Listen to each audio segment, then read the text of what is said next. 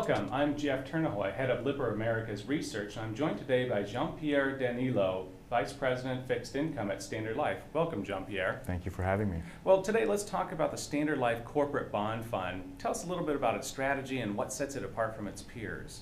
Yeah, well, the Standard Life Corporate Bond Fund invests in corporate bonds and aims to achieve higher yield than traditional bond funds that invest in a mix of corporate bonds and government bonds. Its great performance has been based on investments in stable sectors and long-dated issues such as infrastructure and utility issuers.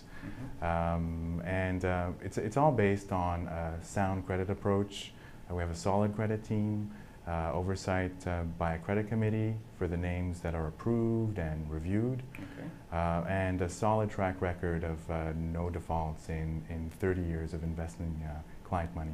Excellent. So would that be more of a top-down or bottom-up approach? Well, I believe it's a mix of both, given where we are in the credit cycle. We'll use a top-down approach to evaluate where we are in terms of yields and spreads, given economic conditions and geopolitical conditions. So given this assessment, we'll structure portfolios aggressively or defensively, but in a nutshell, great quality corporate bonds will have a poor performance in an awful credit environment. And again, based on our philosophy of internal research and using that research, we'll take a more of a bottom-up approach, especially in environments where we feel the market is a bit complacent in terms of credit, where bonds that are of poor quality have tremendous performance. We are a bit skeptical and become more careful. Okay, so would this be appropriate for a more conservative or aggressive investor? I would say more conservative. It's a bond fund and it doesn't have the same volatility as an equity fund. It can invest in high yield bonds, but is not a pure high yield mandate. So it has less volatility than an equity fund or a high yield fund, but yet aims to achieve higher yield than traditional bond funds. Okay, so a lot of investors were surprised by the success of these conservative strategies in 2012. Do you think that's something that's likely to continue in 2012 as well? Yeah, a lot of bond fund managers have been were caught off guard in 2011 with what happened to yields. You know, the expectation with massive central bank stimulus was that growth was going to accelerate and job numbers accelerate.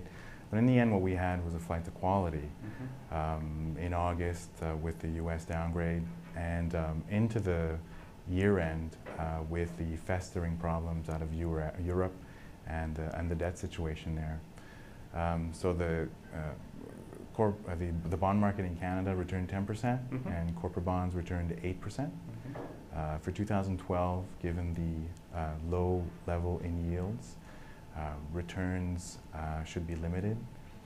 We feel that there might be a backup in yields, but on a historical basis, corporate spreads are still wide and should be the best performer in the fixed income market. Okay, so it sounds like you have doubts that 2011's volatility will persist in 2012?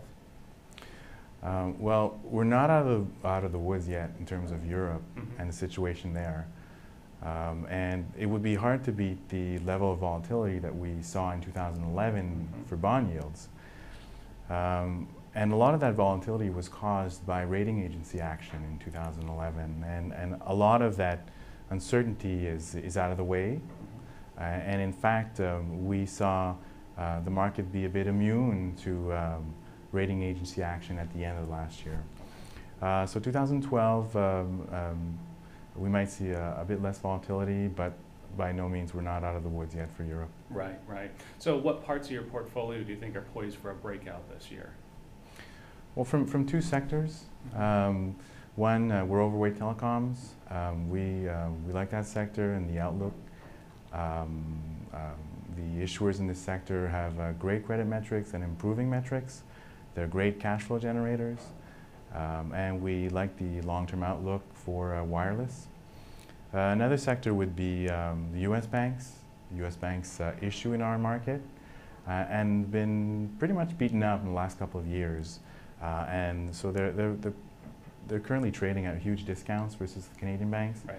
And we feel that there has to be a convergence there. Oh, okay, very good. Well, thank you so much for joining me today, Jean-Pierre. Thank you for having me. I'm Jeff Turnahoy on behalf of Standard Life and Libber. Thanks for watching.